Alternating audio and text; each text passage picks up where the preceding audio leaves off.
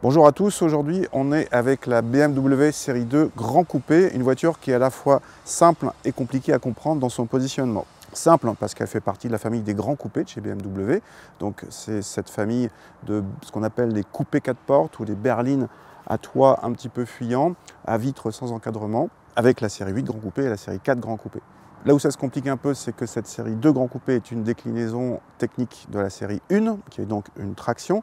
Là où ça se complique encore plus, c'est qu'il y a des séries 2 coupées tout court, ou bien série 2 cabriolet, qui sont basées sur une ancienne plateforme et qui sont des propulsions, mais elles vont bientôt disparaître. Retenez que cette série 2 Grand Coupé, c'est une concurrente directe de la Mercedes CLA.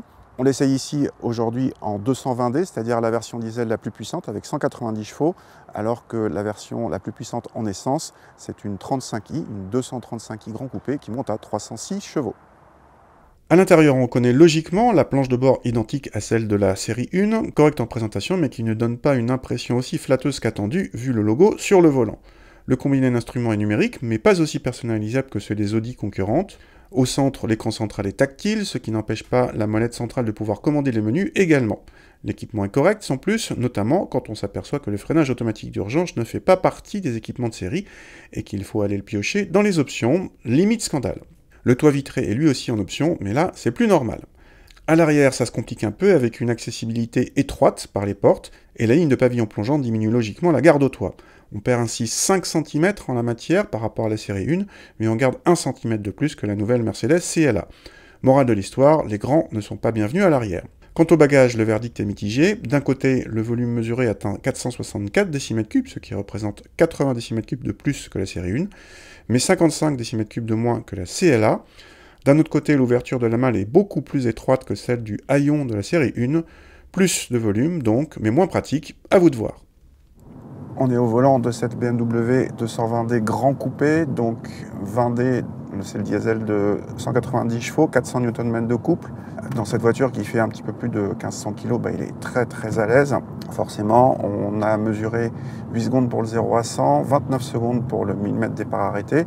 Alors c'est pas une voiture de course, c'est pas une sportive, mais enfin ça permet de relancer facilement, y compris sur autoroute. C'est à comparer à une classe A 220D de même puissance qu'on a mesuré en berline, pas en CLA, mais qui est en 28,6 au 1000 mètres départ arrêté, donc c'est tout à fait voisin. La boîte automatique à 8 rapports, très bien, rien à dire. Il y a juste la 8e qui est très longue, mais même comme ça, avec le couple, ça relance très bien. Et pour la partie châssis, c'est côté traction, et bien tout simplement, c'est une des tractions les plus agréables du marché à conduire. Le train avant est mordant, la direction directe, l'arrière pivote bien au lever de pied et il y a peu de mouvement de caisse. Il faut dire qu'ici, on est en finition M Sport, avec des roues de 19 pouces. Avec la suspension non pilotée Direct Drive, équivalent d'un châssis sport. Clairement, c'est ferme, mais on a une telle position de conduite et une telle qualité de siège que ça aide à bien encaisser toutes les aspérités. Donc, confort ferme, entre guillemets, mais c'est pour la bonne cause, on a vraiment des bonnes sensations de conduite. C'est une des tractions les plus agréables à conduire, c'est pas une propulsion, mais on a le plaisir de conduire, le fameux plaisir de conduite de BMW.